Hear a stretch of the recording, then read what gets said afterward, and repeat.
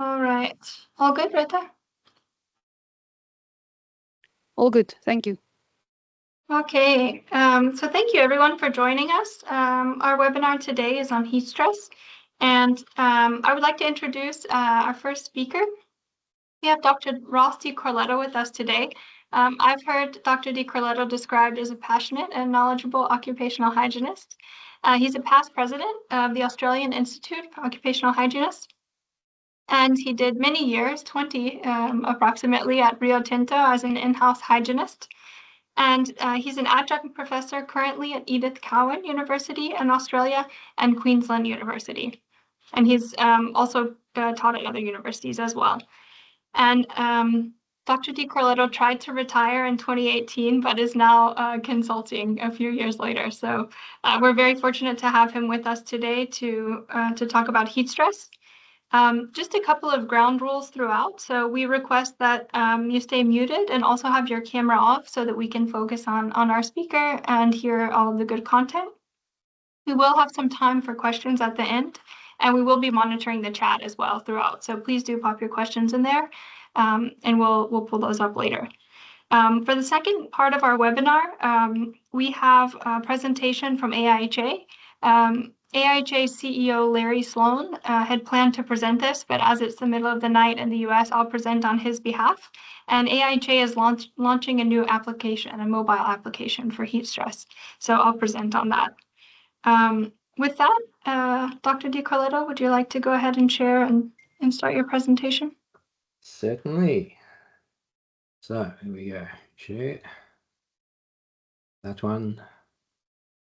And how's that? Very good. Excellent. Thank you. Right. Okay. Well, thank you, Samantha, and thank you for the invitation to speak to everyone, and welcome. So what we're looking at today is managing heat, obviously, but we're going to look at some of the older concepts, and also I'll introduce a couple of new ideas that we're playing around with at the moment. You may find quite interesting. So first off, the general outlay of the conversation is that we'll have a look at the changing climate and just touch on that because it is an important aspect. A little bit about illnesses. So we'll talk about acute and chronic. Now, I'm not going to go into the acute illnesses in any depth. I think there's maybe one slide there and I'll brush over it quite quickly. I think most of you are very well aware of the fainting and heat exhaustions and the heat strokes and the like. But I will introduce a little bit more on chronic, which we don't tend to talk about a lot. And there are some significant issues arising in the chronic area as well. The other thing too is the presentation in general is targeted at hygienists and how we control the environment and assessing the environment. I'm not going to go into human physiology to any great extent. I'll leave that to other people. That's my area is the environment and managing the environment, so that's where we'll focus. I will touch on a couple of important aspects though. We'll look at the impact of heat on productivity. I'll also do a practical scenario. So what we can do here is we'll look at the assessment of a work environment using the three-level protocol. My name is Cynthia. Yes, my name is Crofts. Nice to meet you. Yeah. Oh, I think we've got someone with their speaker on. It's okay. I just muted them. Apologies. That's okay. It happens. Can I, Dr. Ross, sorry, Shikai Lam, can you perhaps just take your camera off, please? My camera off. There you go. Thank you so much. Oh, okay. I spotlighted you, Ross, so everyone should see you when you're speaking. All right, let's try again. Back into it. No worries. Yeah, so let's go back here. So we're going to look at some practical assessments of the work environment. We're going to use the three-level protocol. So in that, we'll actually have a look at a couple of scenarios and see how they're used. So we're going to talk about the basic thermal risk assessment and heat strain tables. So these are qualitative assessments.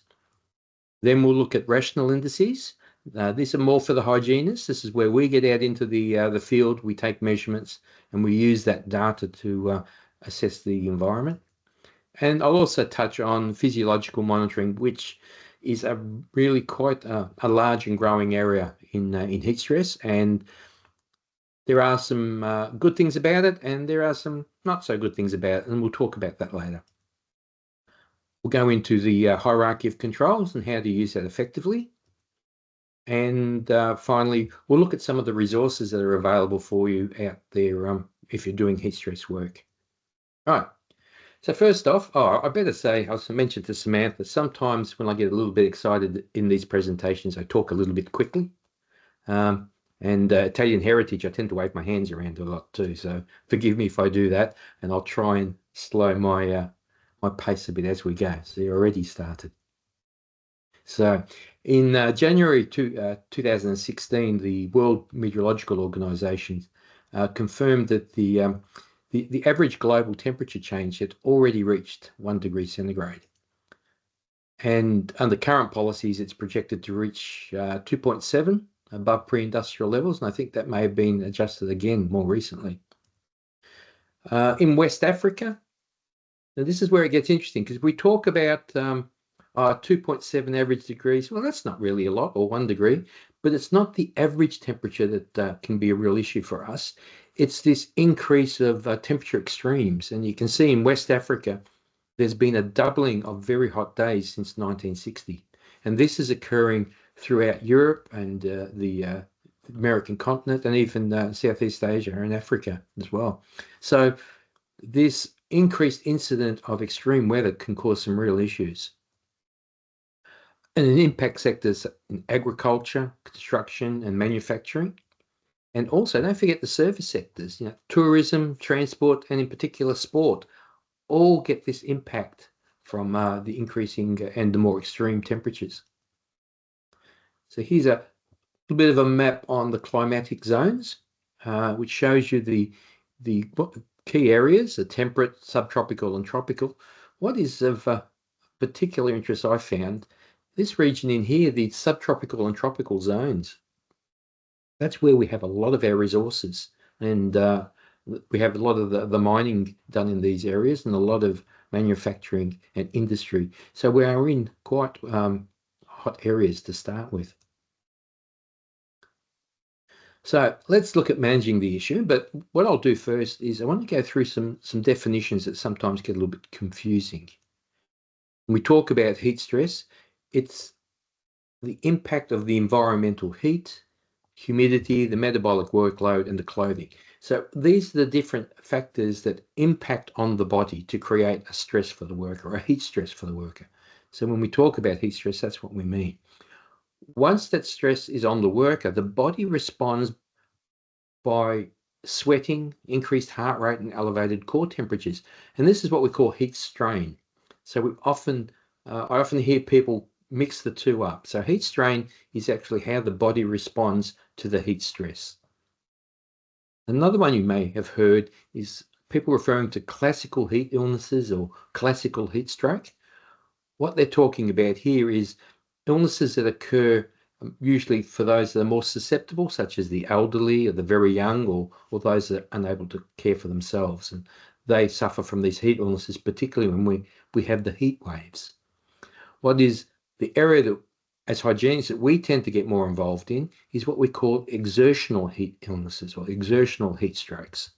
So this is where we have physical exercise or work. And what that does is increasing the metabolic load, increases internal metabolic heat production on top of the temperatures, and the other stresses create some real issues for us. So this is where we're going to focus. When I do presentations at sites and we talk to people about heat stress, one of the first things I ask them is, how do you know someone is suffering from heat stress? And you get the usual responses, oh, they faint, or they collapse, or there's profuse sweating, or they get dizzy. And well, that's true. They are symptoms of heat stress. But the idea with heat stress is to try and control it right at the start. There are much earlier signs. The initial symptoms of heat stress are fatigue and lethargy. So in those hot and humid days, often you'll see that people feel quite lethargic and they're a bit slower in what they do. They're the initial symptoms. If we do nothing about it, then you'll start to see decreased performance. So you'll start to see lower productivity from from the workers and from people in the field. And we'll talk a little bit more about this a little bit later on. If you still do nothing about it, then we start to see increased rate of mistakes and accidents. And there are numerous studies out there that show that in safety statistics quite often increase on those in the hotter months and in those hotter days. So we start to see impacts on cognitive function. We start to see people, the fitters and electricians, when they're using their tools, it's a little bit harder to put that screwdriver on the end of the screw, or the spanner, it doesn't quite fit straight away on that bolt. So these are all symptoms of heat stress. And if we still do nothing about it, that's when we end up with the fainting and the heat exhaustions and so on. So we want to attack it right at the start. If it gets to the top end of the pyramid, then we've left it too late. So we need to start thinking about those early symptoms. So I mentioned we'd touch on acute illnesses, and many of you will be familiar with it, and some of you out there probably know more about it than acute illnesses than what I do. So I'm not going to harp on this one. So these are the usual ones we talk about: prickly heat or heat rashes, heat cramps, fainting or sometimes called syncope, heat exhaustion, heat stroke, and nowadays they're also including, I think, edema is one of them. So these are all the acute ones that we see when people are exposed. So that's where I'll leave that one. I won't go into that one in too much more depth. Chronic illness is one that doesn't get as much attention. Now, it's been around for a while, and people have been talking about it. And Duke Stobos in 81, he categorized chronic illness into 3 types. So type 1 consists of the after effects of acute heat illnesses. So when someone's been exposed and they've had an acute illness, a heat exhaustion or a stroke, and there's a chronic effect after that. Type 2, people that work in excessive hot jobs for a few weeks or a few months of the year. So this could be your fly-in, fly-out workers that will go to a site and work for a few weeks and then go home. And it's not unusual. And finally, type 3 tend to be those that actually live in climatically hot regions of the world. So in the tropics and the hot areas. So they're the 3 different styles that we'll see. In more recent times, we've started to see an increase in chronic kidney disease. Now, this, as I said, is not new. In 93, there was a study done in a glass factory where they showed that there was a high incidence, 38.8% increase of uric acid stones present in the workers in the glass factory. And this also showed up in a similar way in the steel industry in a study done in 2005. But the one that is hitting the headlines at the moment, particularly in South America, is what they call Mesoamerican nephropathy. Try saying that one. It's actually an epidemic of chronic kidney disease in the hot coastal communities of Central America. And initially they thought it was as a result of a combination of dehydration and a metabolic breakdown of corn syrup sugars that they were drinking a lot of what they call sodas over there. And they thought that was impacting. But then there was another study done, and they were finding chronic kidney disease amongst farmers in other areas as well. So Asia, Sri Lanka, Bangladesh, and India, and Africa in particular, and in Egypt. So we're starting to see this increase of kidney disease as a chronic illness among workers. It's something we need to be aware of and be on the lookout for. Now, I mentioned productivity earlier on. When we talk about managing heat stress, we have a duty of care, obviously, to protect the health of our workers. But many of you who work in industry know that when you come to putting together a management program and it involves trying to get hold of capital budget to put those controls in place, it can be quite a challenging prospect. And to just say, oh, you have to do it because it's our duty of care, well, yeah, that does happen. But if you can sell it as a business case and have a win-win situation, so duty of care plus it's going to increase productivity and add to the bottom line, you've got a much better chance of getting those capital budgets through.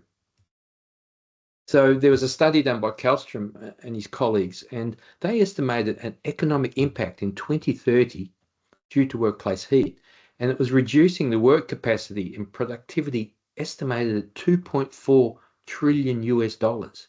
That's a massive amount of money loss in productivity.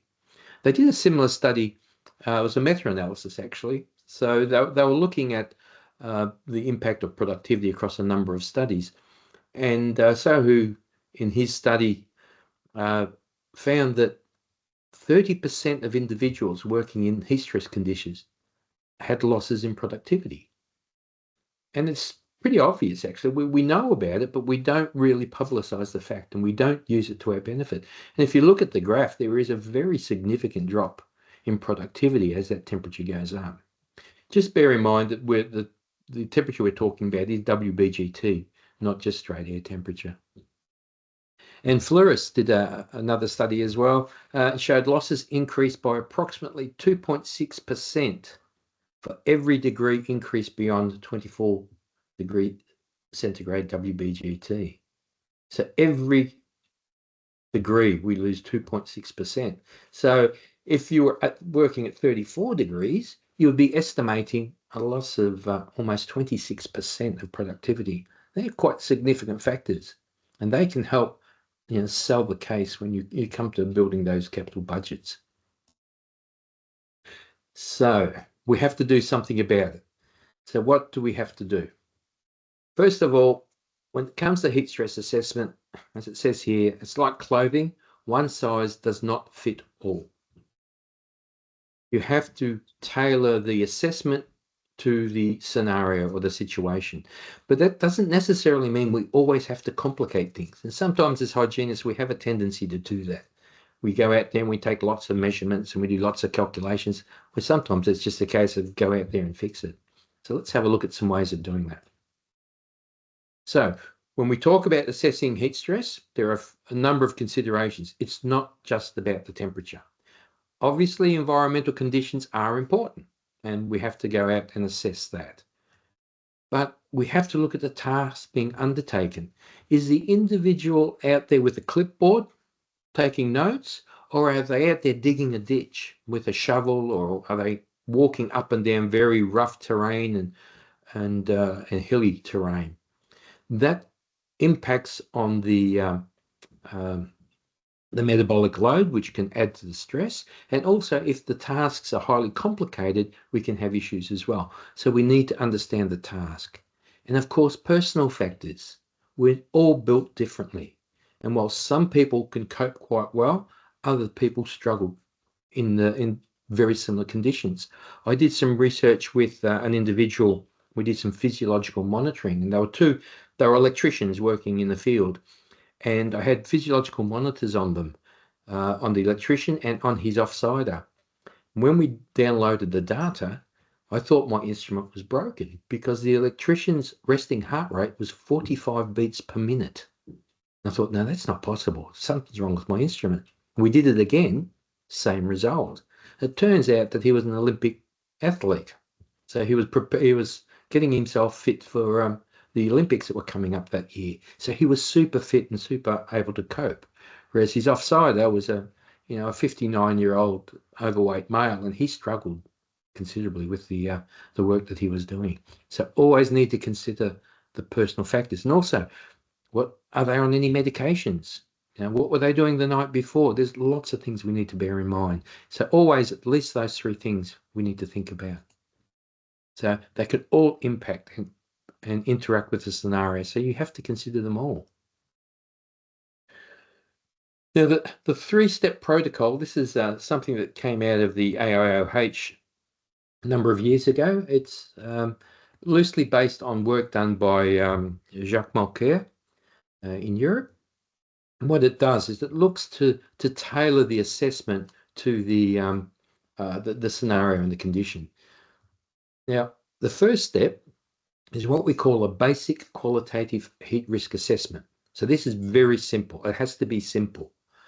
Now, one of the key things in this is, and I'll speak about it a bit more in the next few slides, it has to be able to be done by someone on the shop floor. This step is not for the hygienist, right? This is for the person on the shop floor. So you want to use, you can use questions, you can use a simple index, so you can use WBGT, apparent temperature, basic effective temperature, whatever. But whatever is used, it has to be simple, and I'll give you 2 examples later on. If when you do the simple assessment, it turns out that it is quite a significant impact and scenario, then we go to what we call the second level index, which is what is a rational heat stress index. So this could be predicted heat strain, thermal work limit. There are a number of them. I'll talk about these 2 because they're 2 that I am familiar with, but there are others out there that people use. So these are based on the heat balance equation. So they involve quite a number of parameters that need to be assessed. And finally, if the situation is really serious and concerning, there are a couple of criteria we'll talk about later. We would then go to physiological monitoring, where we put monitors on individuals and assess them. So let's have a look at the basic assessment. So it has to be a prompt and timely review of the thermal environment without requiring specialist input. And I have to emphasize that. This assessment is for guys out in the field that they can do without having to worry about specialist instruments or calculating this or calculating that. It needs to be nice and simple, but it needs to provide enough information to support a technically valid argument. Because in some cases, you may end up having to restrict working, and you need some support as to why. You can use it as a walkthrough survey. As a hygienist, we often do walkthrough surveys, and this can be quite a handy tool. I've used it as a training tool, and that's, to be quite honest, that's what it was originally developed for. I got tired of people walking into my office waving a thermometer and saying, at what temperature do we stop work? So I thought, well, maybe it's time to start teaching people that there are other aspects than just temperature. The other place where I found more recently it's very helpful, you may be familiar with HSE interactions in the field, where the leaders go out in the field and they'll ask questions about safety or environment to the workers and just to interact. Always had managers coming up to me and say, oh, I don't know what to ask for health. What sorts of questions can I ask? These sorts of tools are quite handy. They give you a simple series of questions you can ask, and they pop that in their back pocket, and the managers can actually increase that interaction in the health area as well. Websites are useful, and they can provide information. And of course, good old-fashioned instruments. They're simple to use and readily available these days. My favorite is still the sling psychrometer. Intrinsically safe, can be used anywhere, and the batteries never run out. So there's no batteries involved. Very popular tool with ventilation offices in underground mining, but I find it a very useful tool. And of course, there's the more modern WBGT instruments and the like that provide lots of data for you. The walkthrough survey I mentioned.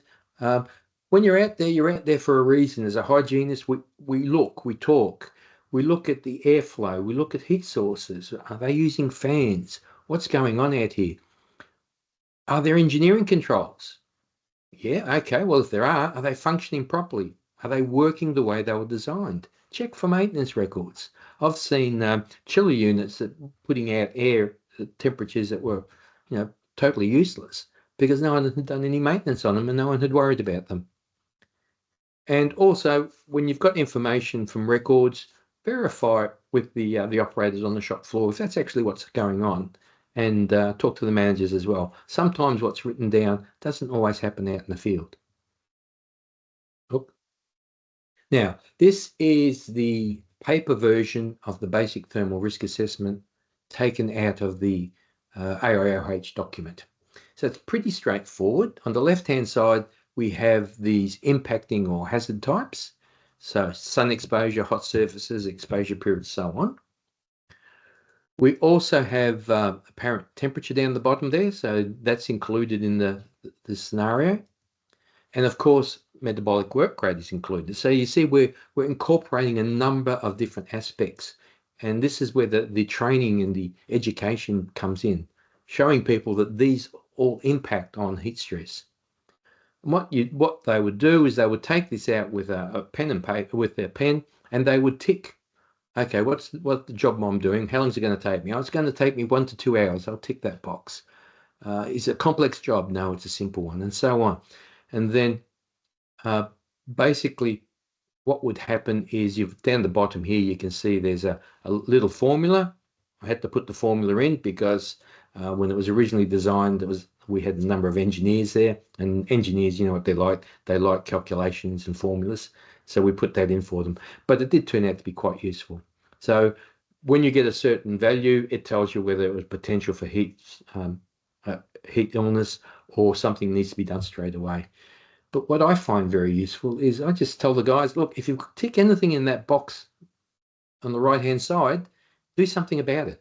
These are significant impacts. So if it's anything in that box, tick it, okay, go out and fix it straight away. So in actual fact, you don't really need the numbers. I mean, you could just use something as simple as this. And I've seen this used in the field, where the guys will walk out and they'll say, right, anything that's ticked in the red has to be fixed before I start the job. Simple. And they use that to interact as well. So it's quite a useful tool. It is also available as an app, and you can see it asks the questions down this left-hand side here, and you click on the little radio button, and as you do that, it moves you on to the next question. At the end, it gives you a result, and you can see in this case it says the onset of heat-induced illness is very likely and corrective action should be taken as soon as possible.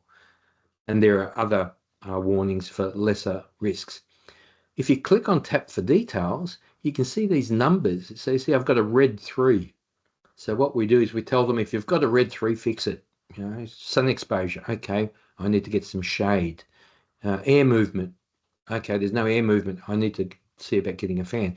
So it gives you an idea of where the key impacts are, and it also suggests a few controls. So it's quite a handy little app, and we've seen it used in the field. It's becoming quite popular. So here's another app that you can use.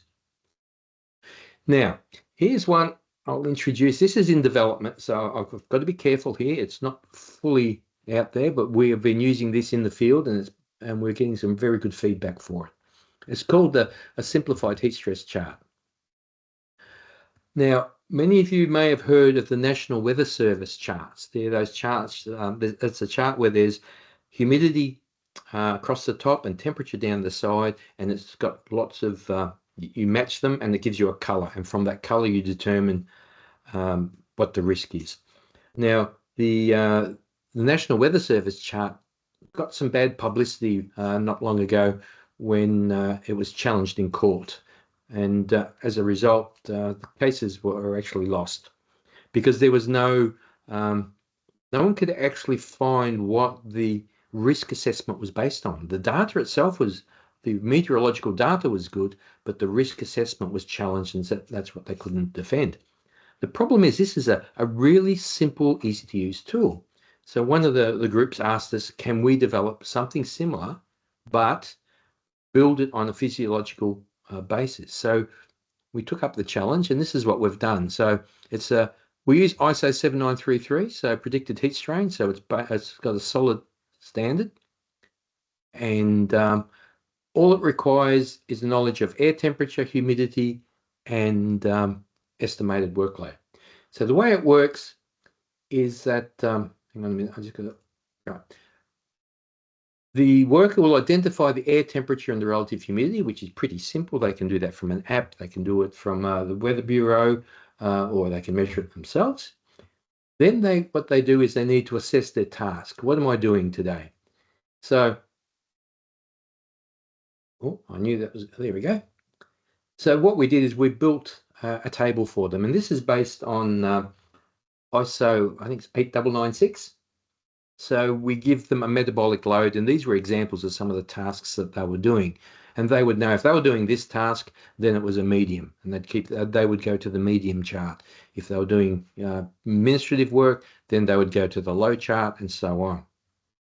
So from there, they would then refer to the appropriate chart. So for example, if it was a low workload, they'd get the temperature, 36, humidity, 35. Okay, it's a yellow. They would then use that as their code. So they would use that to tell them what they needed to do. So we built a table, one for low, one for medium, and one for high. And you can see they progressively get more and more conservative. Then what they would do is they go to what we would, in the mining industry, would call a trigger action response plan or a guide or a TAR. And in that, this was developed by the health and safety team in conjunction with the workers.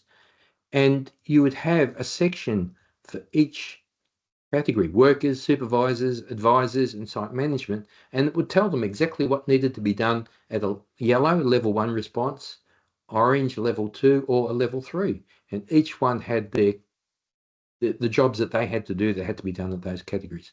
And it worked out to be quite a simple and easy to use process. So this is, I thought I'd throw this one up, still in being fine-tuned, but it's being adopted a couple of areas and they're finding it quite useful.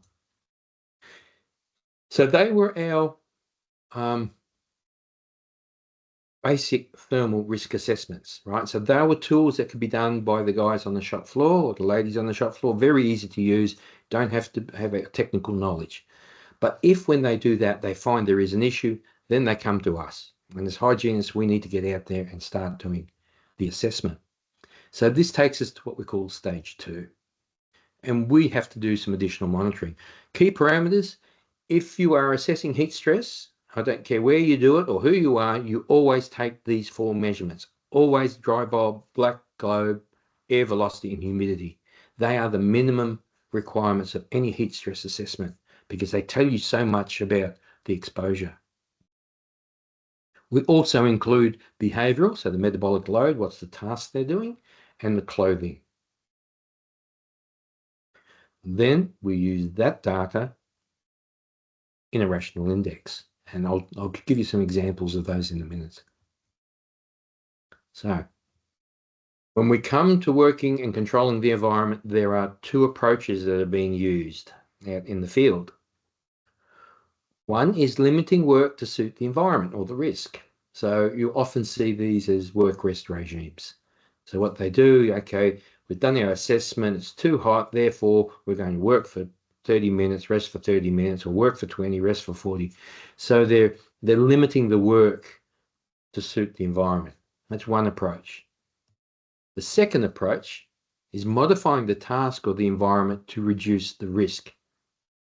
So this, for me, is the hygienist approach. We look at engineering controls. Now, there may be some situations where you have to go to work rest regimes, but what I'm saying is don't go to them first. You need to look at the environment, assess the environment, and if you can control it, then that is the way to go. And I'll show you some examples of that. So the approach you take can determine that assessment method. So these indices that we're talking about, what are they? So we need to look at a quantitative approach now.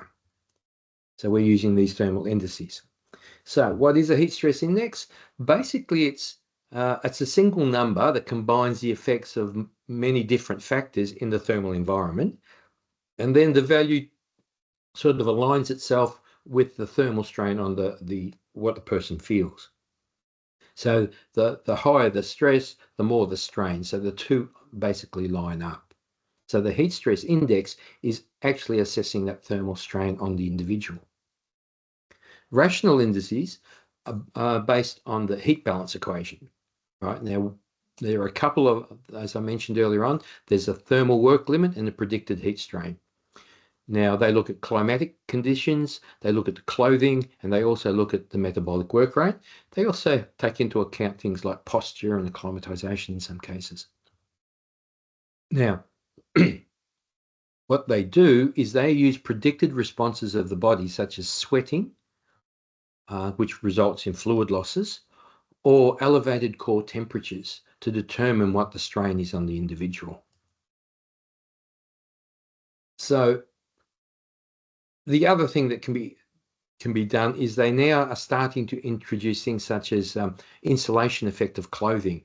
So that can also impact on how we dissipate the heat. So that's you'll find things like predicted heat strain and thermal work limit now use also thermal characteristics of clothing. Very quickly, thermal work limit was developed in Australia and tested in a number of mining scenarios, both above and underground.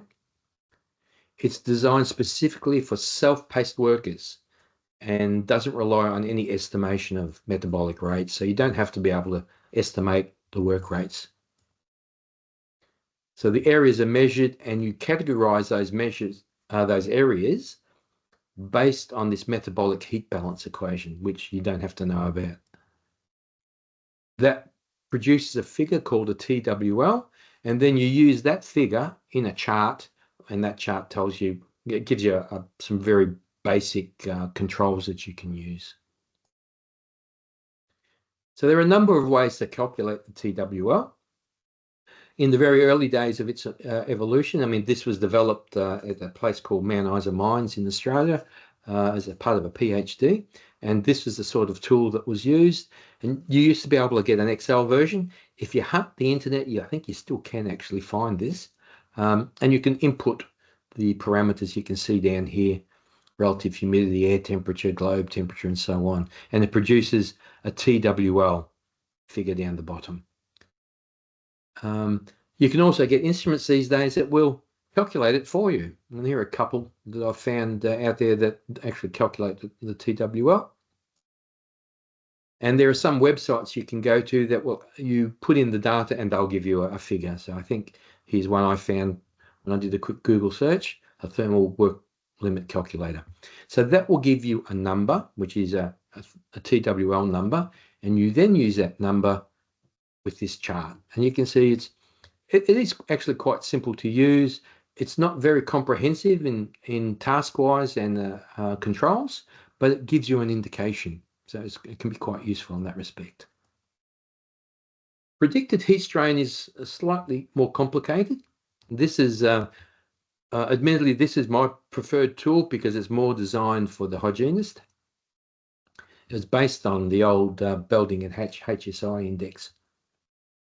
So it uses measured environmental and task parameters in a series of equations. If you really have trouble sleeping at night, I suggest download 7933 and have a read of that. It'll put you to sleep very quickly. There are so many equations and it's just so confusing. So it was, in its early stages, was not readily accepted because it was too complicated. These days we've got apps and computers and that, and makes it a lot simpler. But it is quite a comprehensive process. It's what I find it's really useful for developing control strategies and assessing the impact of those controls. And I'll show you an example of that shortly. Whereas a lot of the other heat stress indices just give you a number and you work off that number, predicted heat strains allows you to play with different things. What happens if I increase the air velocity? What happens if I get them to rest a bit longer? Or what happens if I put radiant shields up? And you'll see how it shows you which are the more effective tools. It also allows you to use phases, and this I find very useful. So phase 1, I'm working for 2 hours in a hot environment. I put in the data. Phase 2, I stop and I work and I rest under a tree. Phase 3, I go back and work. And it calculates the phases and the strain on the individual. And you can see the impacts. So it's quite a useful tool in that respect. One thing I will warn though, it is a very powerful tool, but not suited to the technical user. There are a number of parameters you need to understand, and there are a number of things that you can do wrong if you don't use it correctly. But in the hands of a skilled hygienist, a very, very powerful tool. So where can we get those? There are instruments available again that do calculate predicted heat strain based on the measured figures. There is online computer programs. The famed computer laboratory. This is quite a good one. I've used it on a number of occasions. Easy to get to. It's a little bit complicated, this one. This is based on the latest ISO 7933, I think, or it could be 2018, and add some extra parameters which could be confusing to the beginner. There's also one from Lund University, and they are, again, pretty straightforward to use. And finally, there's also the good old app. This is a pretty basic tool developed by the University of Queensland. I believe it's currently about to undergo some major refurbishment. It's only available as an Apple app at the moment, but I believe the revamp of it will allow it to be used on Androids as well. So it's quite a useful little tool. When you use it, straightforward, you have an input screen where you input all your data. So this is for example, single phase, how long the task is, the metabolic rate, and so on. It then, when you do your calculations, it tells you down the bottom here whether there are any limits have been exceeded. It will allow you to produce a core temperature graph showing how the core temperature varies over the period of time. And it also produces a water loss over time, which can be quite handy as well. So a useful little tool. Again, these tools are always to be used as guides. They are not definitive. And I'll explain why in a minute. So let's see how we can use these tools. So what I've done is I've put together a little scenario. It's actually one I've worked on out in the field. So we've got an emergency services member. Is attending a potential spill scenario in a chemical storeroom, which is an unventilated shipping containers. Any of you have been on mines, you'll know that these containers are all over the place and they're used for all sorts of things from workshops to storage. So they're quite common. Now it's estimated that this task is going to take 2 hours to clean up, but it may take longer. So that's our scenario. So as a hygienist, I know, right, I've done my basic assessment. The guys have done the assessment out in the field and they said, we've got a real problem. We need you to have a look at it. So these are the parameters. I go out there with my trusty instrument, heat stress instrument, and the dry bulb's 40.9, the globe's 45, relative humidity is about 22, so it's not too bad. Very low air velocity. Metabolic load is about 175, so that's a moderate. They're going to be standing and they're wearing single layer disposable cotton overalls. So we've got a flow factor there, and the worker is acclimatized. So we go out there and we plug up all those factors into our app or our computer program or whatever we're using. And here's our first graph that pushes out. So we're sitting there at our desk and we're looking at that. And we say, right, is this acceptable? Predicted core body temperature at 38 degrees after about 79, 80 minutes. Right, so World Health Organization normally says 38 is about your limit. So we've got an issue. Do we need to do anything? Yes, we do. So what are we going to do? I know. Why don't we let them have a 30-minute rest under the local, there's a nice shady tree over there. They can go there and have a rest under the tree. So we're going to give them 30-minute rest after their first 2 hours. And this is what happens. So you can see core temperature's gone up. They've had a 30-minute rest under the tree. Hasn't done much, has it? Core temperature's dropped to 38.1. So that's not really acceptable. So what do we do next? How about we give them a 30-minute break in an air-conditioned room? Or maybe they've got a vehicle there that they drove to the site in and they can sit and have their break in an air-conditioned environment. And that's what happens. See the difference? Simple resting under a tree in the current climate, current temperature, resting in an air-conditioned environment. This is why it's important when we look at controls, if you can manage to get built into the process an air-conditioned environment, it's a very significant benefit. So we've dropped it to 37.3. That's the estimation of the program. Is that acceptable? Oh yeah, that's not too bad. So we can put them back out to work now, can't we? So off they go back out to work, 30-minute break after 120 minutes, then back to work. And this is what happens. So you can see core temperature goes up, we dropped it down to 37.3, and we're back up to 38 within about, within a short period of time. So is that acceptable? No, it's not. So we've now put them still at risk. So what do we do? What if we gave them a break at round about, let's see, it's 38 there. Well, about 60 minutes. What if we said, right, we're going to let them have a break at 60 minutes for 20 minutes and then go back to work? What will that do?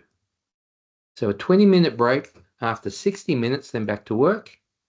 And that's what happens. We've kept the core temperature, predicted core temperature, below that 38 mark. So you can see this is one of the ways you can use this tool to assess work rest regimes. So, and it's also good, it's very visual. So you can show someone the difference between resting under a tree and resting in their vehicle. I don't know how many times I've been to sites where they'll do exactly that. They'll sit down and take their lunch under a tree, and they've got a vehicle sitting there with air conditioner. So that was that first. Remember, there were the two methods I said. One is changing the environment. One was altering the work to meet the environment. That's that first scenario we just did. But as hygienists, we want to put in place controls that change the environment, right? So let's see how we can use these tools for that. So our airflow, remember, was 0.2 meters a second. 0.2 meters a second to visualize is if you've got smoke coming out of a chimney, it barely moves. There's very little displacement of that smoke. So if we increase that air velocity, not by much, 1 meter per second, so we're now getting the smoke to move, and for example, leaves in trees start to rustle a little bit, what impact will that have? So you see here, I've changed the air velocity to 1 meter a second, and there's our graph. See what's happened? Temperatures come up, it's about 37.9, and it's plateaued off. So by increasing the airflow, we have now improved the work environment. So why? What's going on? So what we're doing here, the body's key control or cooling mechanism is sweat evaporation. By increasing the airflow, we're improving that sweat evaporation, and we're helping the body cool more effectively. So a simple thing like introducing a fan has a benefit. So there's a good control. So we'll put that in the back of our mind. That's a useful tool we're going to use on this job. However, there was another thing we could look at too. There was quite a significant amount of radiant heat. It was up around 45, 46. So what if we put a shade involved, got some shades involved? You know, a radiant shield of some kind, shade cover or whatever, and we reduce the globe temperature to 41, which is not difficult to do if you've got a decent shade. This is what happens. Similar sort of to the last scenario, our temperature climbs and then it starts to taper off, right?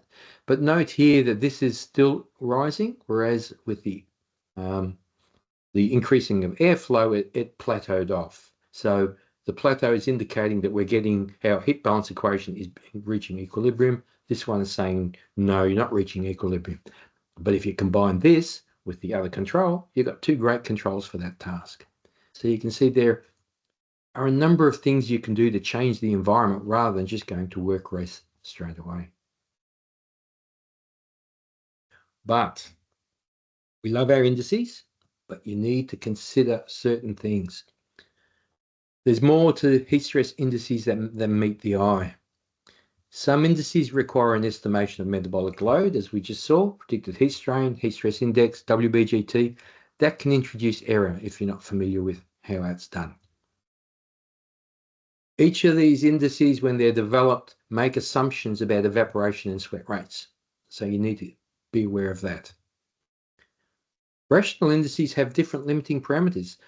TWL, when it's developed, uses a core temperature of 38.2. Predicted heat strain, as you saw, I used 38.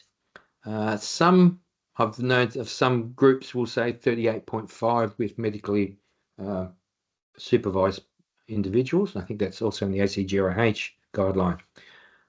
So there are things you need to think about. And rational indices rely on an allocation of an insulation factor for clothing.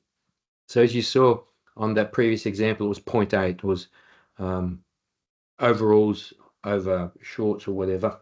That's the different programs that you'll get have got tables where that's in, or you can use ISO 9920, which is a very comprehensive list of the different clothing factors.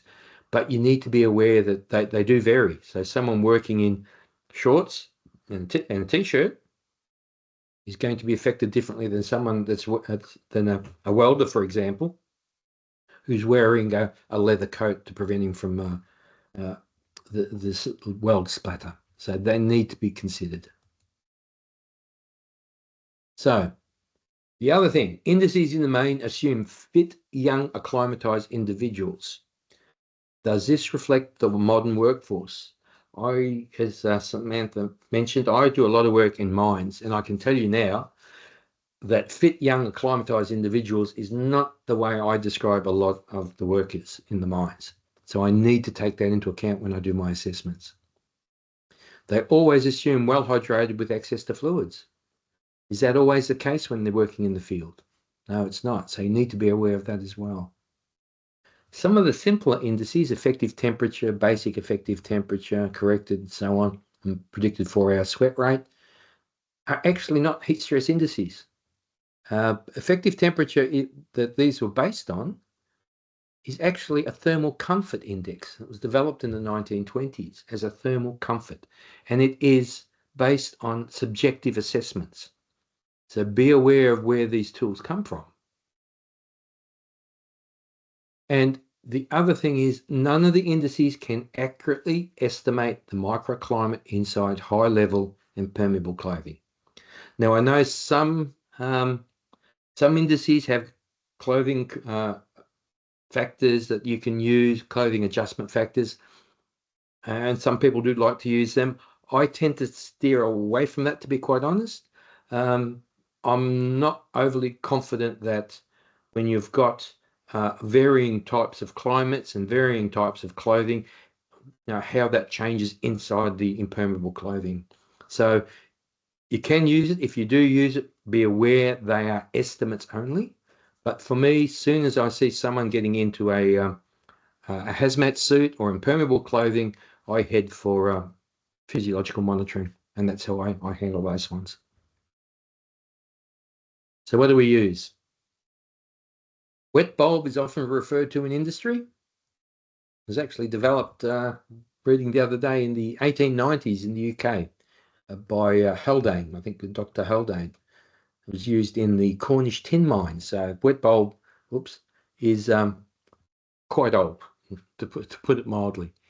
Some regulators still use effective temperature in one of its many forms.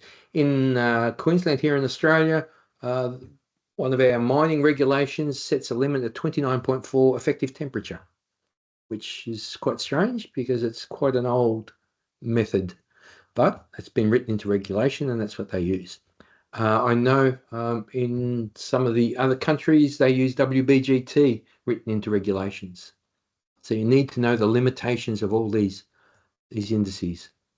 However, having said that, WBGT does have limitations, but it is simple to use mainly for hygienists and health and safety professionals, and you can use it as a screening tool. I wouldn't use it for complex scenarios, but for a first level screening tool as per the ACGIH guidelines, yep, still a great tool. The rational indices, they're complex, but they are, as you saw, more powerful and can be used to identify the suitable controls. Stage 3. So I mentioned before that when I see someone getting into a hazmat suit, so these impermeable suits, I tend to go for physiological monitoring. And I've done some work with emergency response crews, and I've watched them climb out of these suits after 15 minutes and literally pour water, sweat out of their boots. They're just massive amount of sweat is lost in these things. They have their own microclimate inside those suits because they can't evaporate that sweat. The atmosphere inside those hazmat suits very quickly gets the maximum humidity, so you can't get that evaporation process going. The other thing too is you'll find that these are becoming very, very popular. Just a quick scan on the internet this morning, and I came up with numerous new physiological monitors, and I'll have a word about that in a minute. So I normally consider monitoring where the allowable exposure times are short. So if I did a level 2 and it said exposure times 30 minutes or less, I'll say, right, maybe we need to look at some physiological monitoring to keep an eye on these people. Or encapsulating suits or very high levels of PPE are required. That's when you tend to want to go to that scenario. Now, these aren't new. They've been around for a long time. And there are a number of different ones that you can use. This is from the ACGIH guidance, heart rate limits. There's recovery heart rate at 1 minute, where work effort is greater than 124. Body core temperatures, 38 or 38.5. Specific gravity of urine is quite popular in some places. Saliva osmolality is another one that is growing in the field because it's not as invasive as specific gravity of urine. So it's gaining a lot of popularity in the mining area. And another simple one is body loss. Workers weighed before and after, and you try not to exceed 1.5% of total weight. So it's simple. However, this is where I get a little bit edgy.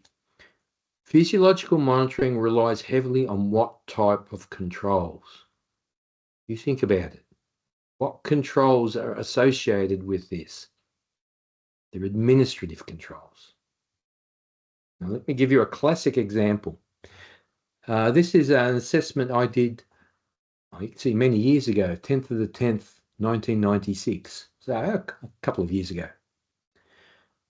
So we've got core temperature in the white, heart rate in the purple or the pink, and you can see they follow one another quite nicely, except for here where he lost his sensor and we had to put it back on.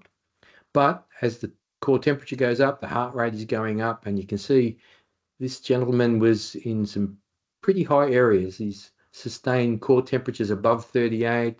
His heart rates were sustained well above 160. Now, he was wearing this physiological monitor.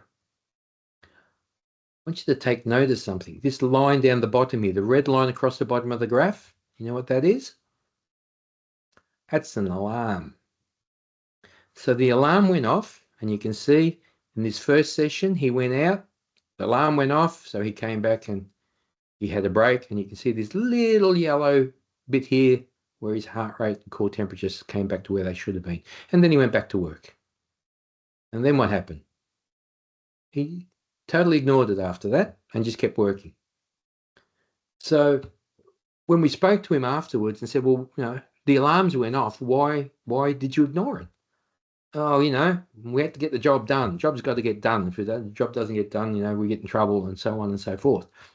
So if you're going to use physiological monitoring as a key tool as what we call a critical control, it is extremely important that individuals are trained, supervisors are trained, you have a policy that allows the worker to stop, and that it is well documented. Because otherwise, peer pressure, production pressure, and this is what happens. And you will end up with quite a serious outcome. And in actual fact, this individual ended up in the medical centre with severe cramps and vomiting. So you need to understand that physiological monitoring, great tools, but not a silver bullet. No heat stress presentation is complete without saying something about hydration. And whilst I wasn't going to include a slide, I thought I'd better. Difficult to give specific guidance because there are so many variables. Some general guidance from the American College of Sports Medicine, they say approximately 0.4 to 0.8 litre per hour during work or exercise. All right, but bear in mind, sweat rates can vary between 0.5 to 2 litres or more per hour. So if you don't maintain the fluid, then there's going to be an issue. And the body can only absorb a certain amount of fluid over an hour anyway. So it's about 1 to 1.5, I can't remember off the top of my head. So keep that in mind. So when is more water required? They're the key ones: increased metabolic work rate, increased sweating, personal working in the sun or areas of radiant heat, and additional illnesses. Because as you're aware, particularly if you're vomiting or suffering from things like diarrhea, you will lose a lot of fluids. Now, one thing I like to say here whenever I put up any slide on hydration, just because you have a hydration policy at your site does not mean you have a heat stress policy, right? Hydration is an important factor for heat stress management, but it is not the only factor. I've been to too many sites where they manage their heat stress based on a hydration protocol. Good that you've got it, but there's lots more that needs to be done. It's not the only thing that you work with. There we go. I can get off my soapbox now. What about caffeine? Just about every site I go to now says, don't drink coffee, don't drink tea. No, caffeine's not good for you. It's a diuretic. Well, yes, it is, and it isn't. Not all people have issues with caffeine. Some people do. It can increase non-sweat body fluids, so increase urine production in some individuals. Some other individuals it doesn't affect at all. So it tends to have a greater effect on less active individuals as well. So particularly office workers, they've found. There's a lot of work in the nutritional journals on this. And for example, if someone's drinking a weak cup of tea, that can actually add fluid to the system more than what you're going to lose. So you don't want to discourage that sort of scenario. However, excessive caffeine definitely is an issue. And it concerns me when I see some of the drinks that some of the youngsters are drinking on sites, all the different caffeine levels in there, and you end up with nervousness, insomnia, and gastrointestinal upsets. So that is a concern. Just very quickly, I downloaded this off the internet just to give you an idea of the sorts of level of caffeine in 100 ml of all these different drinks. Coca-Cola, 9.6. The one that surprised me was Mountain Dew, 15.2. And for those of you that love your espressos, don't worry about this figure. That's 100 mils of espresso. When we have our espressos, we only normally drink a 30 ml shot, so it's about 59. So you can see it's quite a variety. The other one is drugs. Now, I'm not just talking about the illicit drugs. And when you think about doing pre-employment medicals, you really need to consider what drugs people are on. That is prescription drugs. Now I'm going to put up a heap. I'll just scan through them just to give you an idea. So centrally acting drugs. So these ones disrupt the hypothalamic thermoregulation. The hypothalamus in the brain controls how our body modulates our temperature. And these can disrupt that. So phenothiazine, butyrophenones, drugs with anticholinergic effect. They block sweat glands. There's a heap of them. These are all prescription drugs, and they can all impact. And the sympathomimetrics, they cause narrowing of blood vessels in the skin. Epinephrine, ephedrine, and levatinol. So all these drugs can impact on how a person performs in the heat. So again, keep that in the back of your mind. That's why we talk about every individual is different. These can impact. And of course, the recreationals, alcohol, diuretic effect, and that increases dehydration. No way around that one. Cocaine, amphetamines, MDMA, they can elevate the body temperature, and they do it in a number of ways. It can result in vasoconstriction, so our blood vessels, instead of dilating, they constrict, which decreases the blood flow, which decreases the cooling impact of the evaporation of sweat off the skin. And of course, it can increase muscular activity through agitation, and there can be an increase in body heat there. Quick word on acclimatization. Often workers can go from the office to a hot and dry environment to a hot and humid environment. And this can all be done in a day. And it takes us a bit longer than that to adjust. It's an important aspect. It allows the body to adapt to the environment. Physiologically, the body does a number of things to increase our tolerance with increased sweating, dilution of sweat so that we don't lose as much salt. Core temperature drops a little bit, heart rate improves. So there are a number of different things that impact when we're acclimatized. So when you're not acclimatized in a hot environment, there is increased potential. So keep that in mind if you're working with fly in, fly out where people are away for an extended period of time and they reside in a cooler environment, that can have an impact when they come to site. And when that happens, we tend to ease the workload on that first day back. This is a great little graph that I found in Cass's book, written by Pryor, and it's a very visual demonstration of what happens with acclimatization. And you can see that generally the bulk of it occurs in the around about the 7 to 8 days, and not a lot happens after that. It tends to plateau off. So you can see plasma volume increases, heart rate drops off, the sweating rate increases dramatically. So these are things that happen when we acclimatize. So it's important to note that the bulk of that occurs in that first 7 to 8 days. Right, that's enough on physiology. Now let's get back to the real hygiene stuff. Hierarchy of controls. Whenever we go out there, all of us, when we were studying, got drummed into us by our lecturers and whatever, the hierarchy of controls. That is very important in heat stress. When you come to site, sometimes buildings are so poorly designed that they add heat to the environment, to the work environment.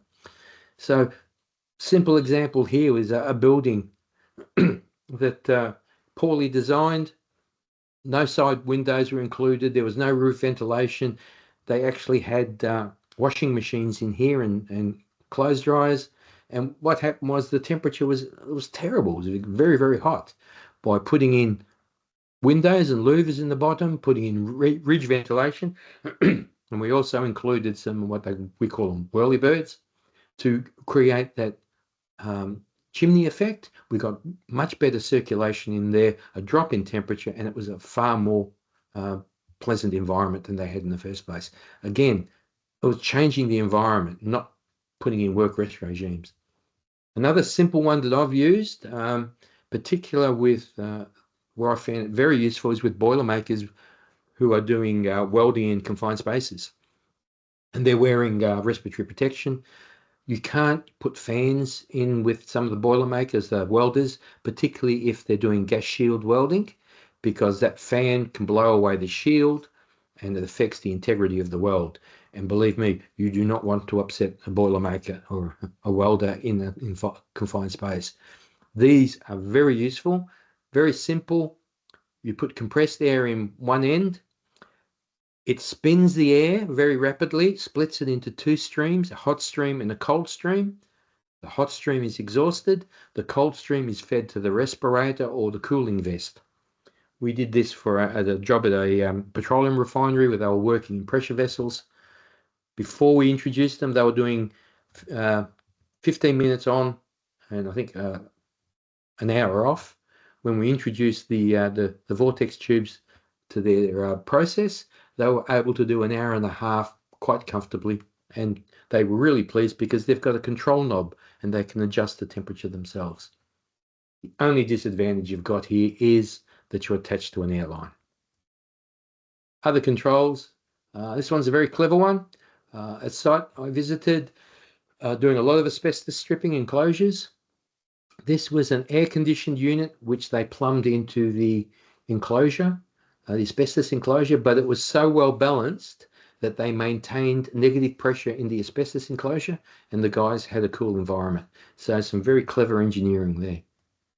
Good old-fashioned fans, simple tool, very useful. Just be very careful. Once the temperature gets above 42, 43, you can actually make the situation worse if you use a fan, because what you're doing is you're increasing the heat load and it could take it beyond the cooling capacity of the sweat evaporation. So be very careful around those temperatures with fans, but otherwise very effective. Work rest regimes, we've looked at that. Phase change vests, some people love them, others hate them. Basically what they are, an organic substance which freezes at 12 to 15 degrees centigrade, so you can put them in ice water. You don't have to have a refrigerator. You wear that in the vest underneath the shirt or whatever. They last for 1 to 2 hours. They, as I said, some people like them, some people think they're too enclosing and too uncomfortable. It's all depends on the individual. And this is a vortex cooling vest I mentioned just before. So there's some different controls. So resources.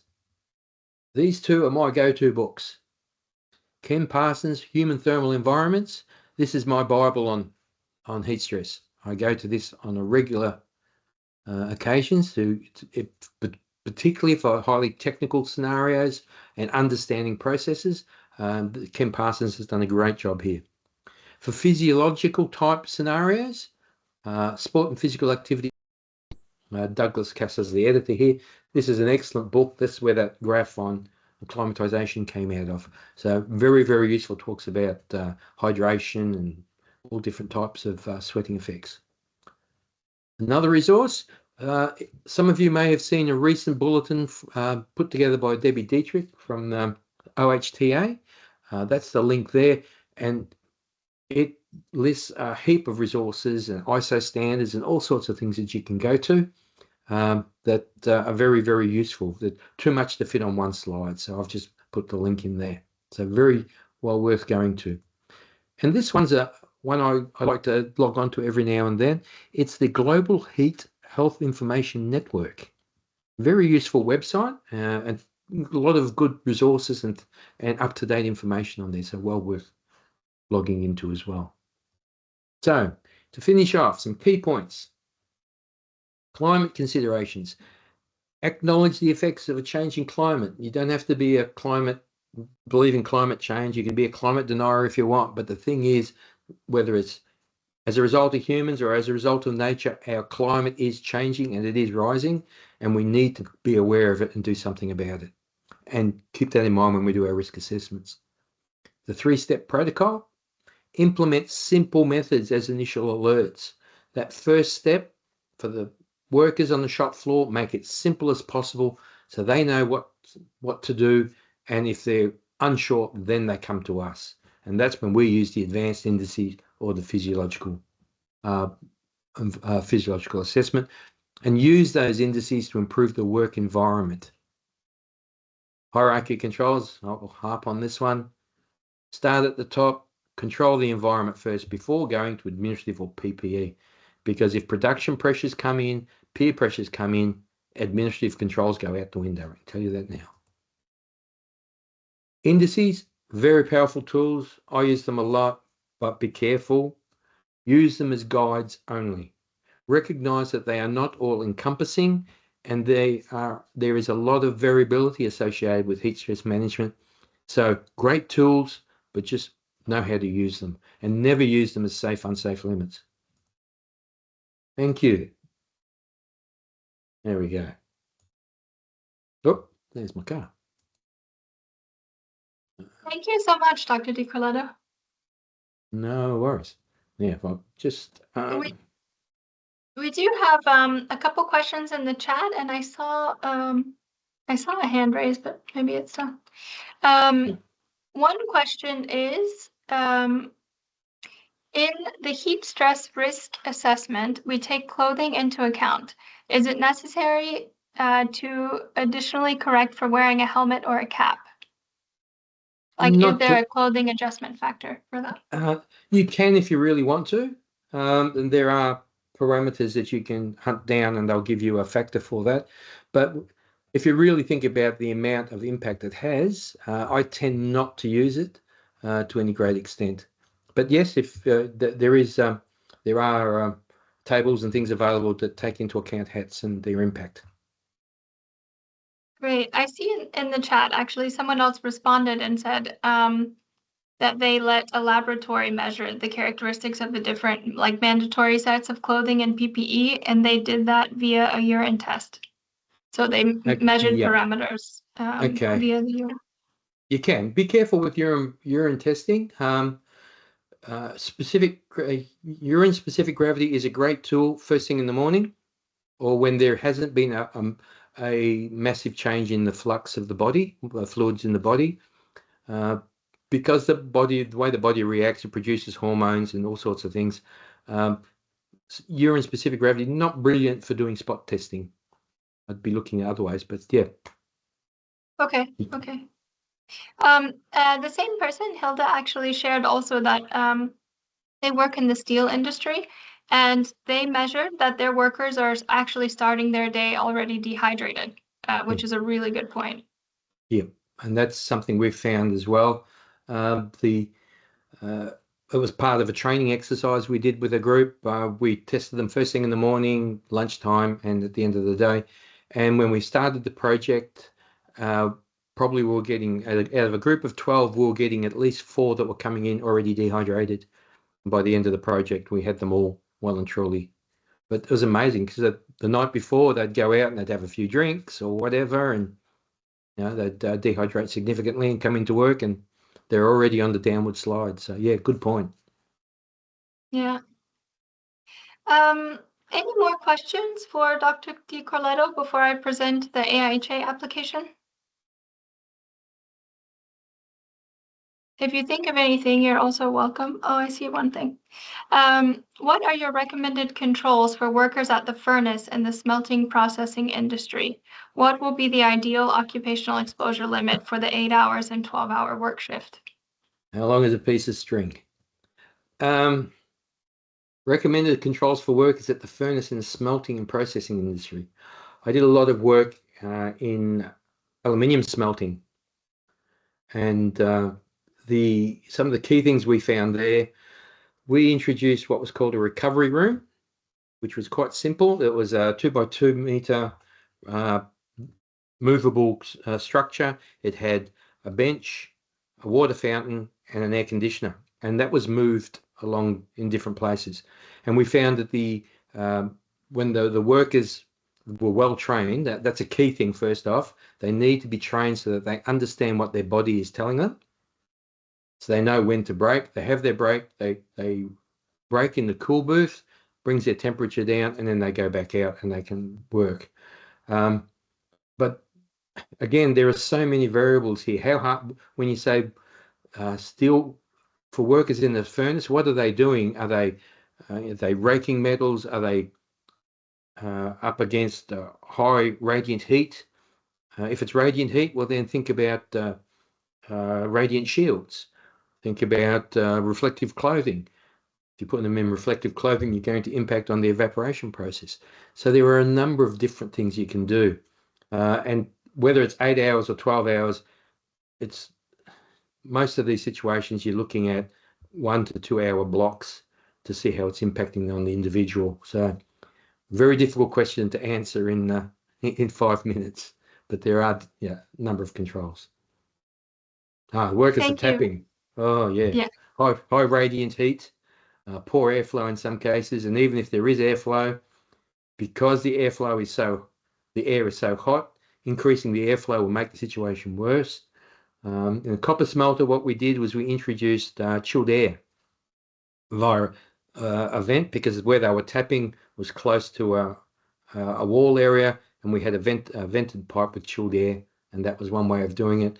They also had to wear they had reflective aluminized clothing, and they were wearing a vortex tube underneath because they were close. Again, they were close to an airline. So you'd have to look at the different scenario to see what controls are practical and what controls are not practical. Very good. Thank you very much. Someone else also agreed that the radiant shields also have a high impact. So. And cooling vest. Okay. Very good. If anyone else has other questions, please do pop them in the chat, and I'll go ahead and start sharing the presentation from AIHA. Let me prepare on my side. 1 second.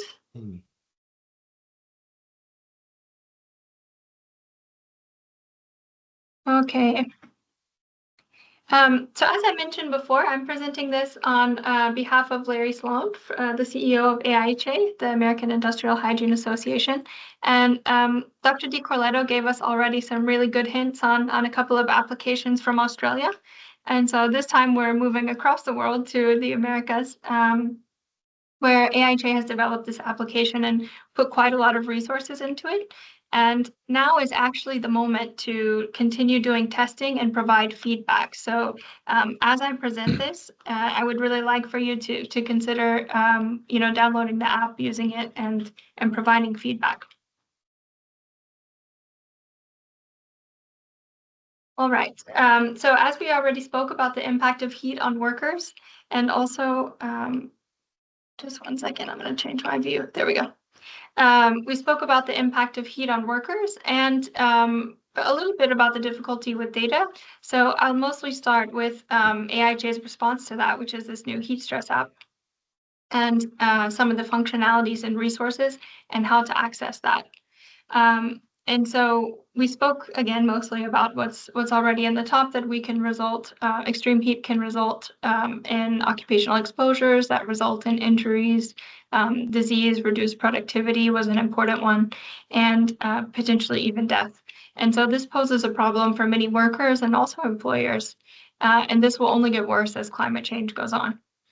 So some of the underlying physiological factors that do exacerbate the body's response to heat stress are not accounted for in the app, but they are called out in the app.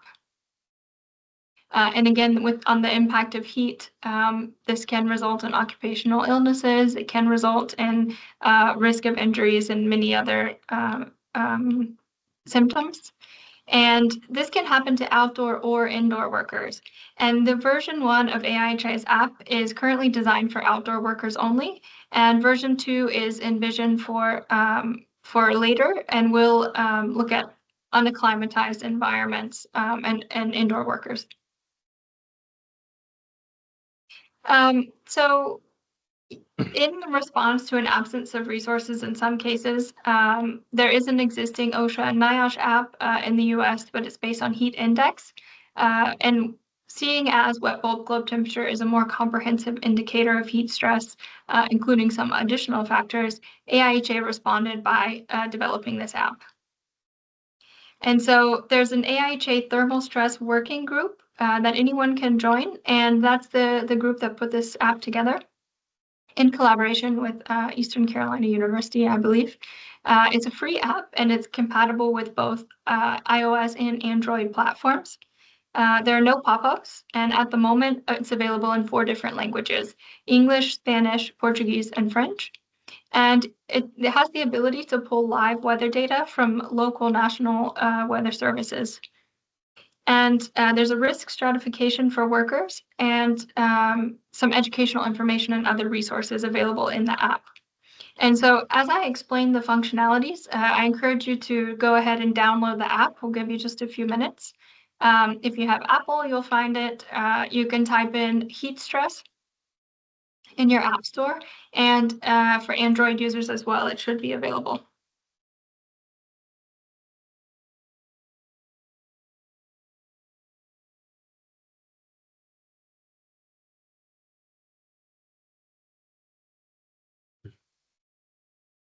All right. So I'll just continue, but please do go ahead and download and walk through it with us. So currently, there's a current and a forecasted WBGT index and heat index in the app. There are some user inputs like location, and you can add multiple. We'll show you that. The workload intensity, the type of clothing, and the cloud cover. And so there will be a calculation of an adjusted WBGT and which will then calculate a heat stress risk level. It will give recommended heat stress mitigation or prevention measures such as hydration or rest. And there will be heat alerts also based on the location and the risk. And there's a button that I'll show you as well where you can share feedback directly on the app and also contact for customer service.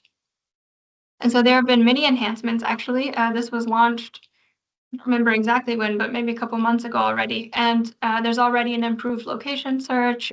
There's this feedback request. There's better location names, an enhanced forecast view, manual location sorting. So now you can look at your saved locations.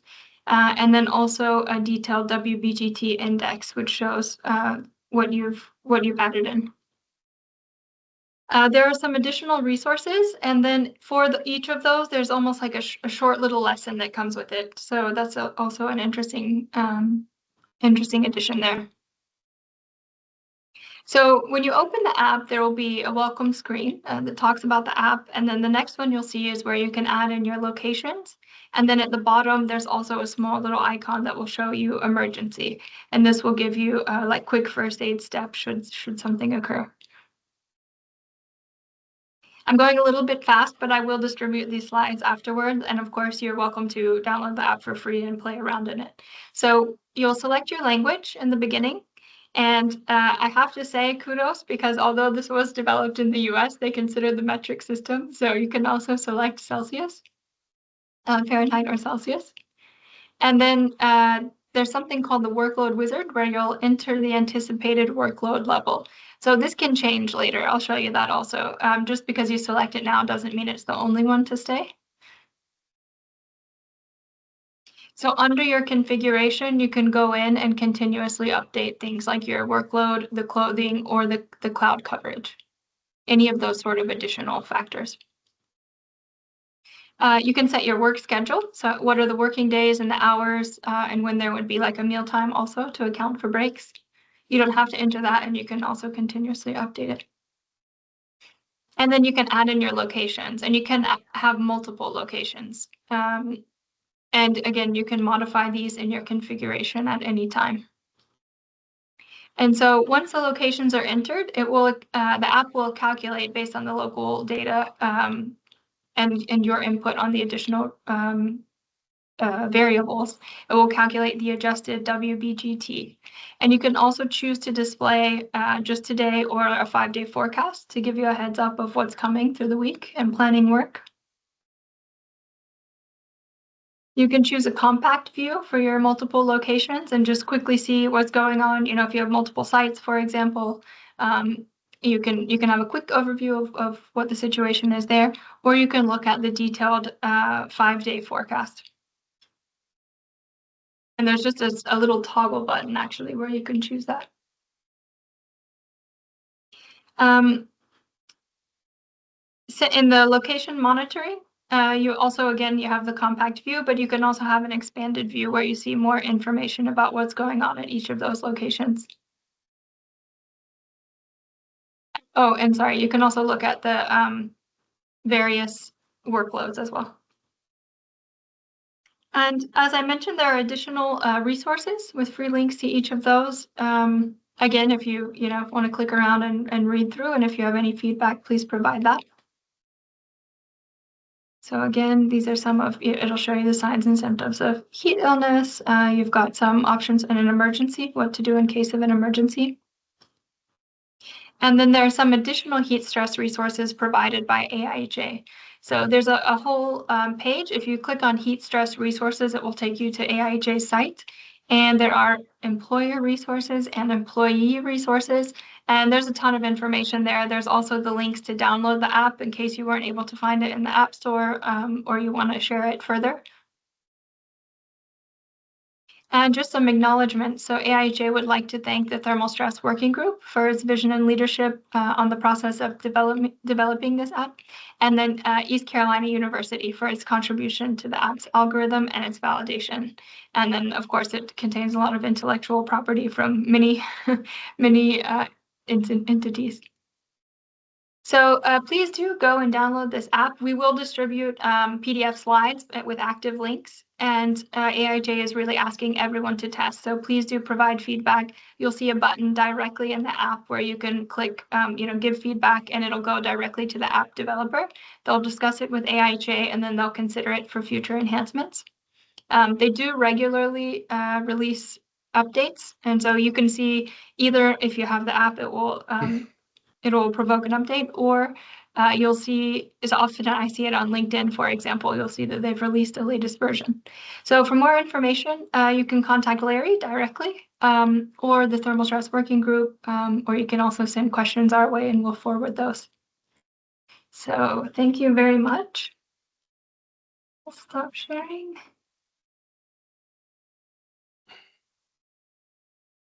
Just having a look at the questions, if there was anything else for Dr. DiCorletto in the meantime, or... Oh, I see. Okay, there's some difficulties with IOHA's app. We will give them that information. Dr. DiColetto, there's a question on workers in construction. If they're in construction all day in the sun, what control measures can you take? Construction in the sun, obviously you're looking at shade type structures. There are a number of portable shade structures that are available. What else did we use? Clothing, depending on the type of clothing, ideally ventilated clothing, so to allow circulation of the air. The ideal is actually a pair of overalls with no belt. What that does is that allows air circulation through the clothing. There's some work being done, I believe, in Singapore at the moment on different types of clothing for construction workers, which is once it comes out, I think it'll be quite interesting. Again, there's training, shade recovery places. It's a blend of a number of different things. There's no one solution that you could use. I would be looking at making sure they're well trained. They've got places where they can recover. If they can do the work under a shade cover, then bring the work there. If they can't, particularly when you're looking at guys like the concrete workers and the like that have to be out in the sun, then you need to think about. You may have to think about assessing work rest regimes for them. So they're the sorts of things that I'd be going through. Again, very difficult to give you a list of controls without eyeballing the actual jobs themselves. I see, thank you for that. I see that someone also commented broken shifts, avoidance of work from midday and resumes later in the afternoon. Maybe a possibility. Good. Yes, the old siesta is not as silly as it sounds. That's right. I've got it right in the Mediterranean. Good. So with that, I would like to thank you, Dr. DiColetto, on behalf of the group and also myself. I learned a lot, and it seems like everyone else did as well. So very much appreciated. And thank you for your time and sharing your expertise. It was a pleasure. Thank you for inviting me. Wonderful. Thank you. And anyone else, if you have questions, feel free to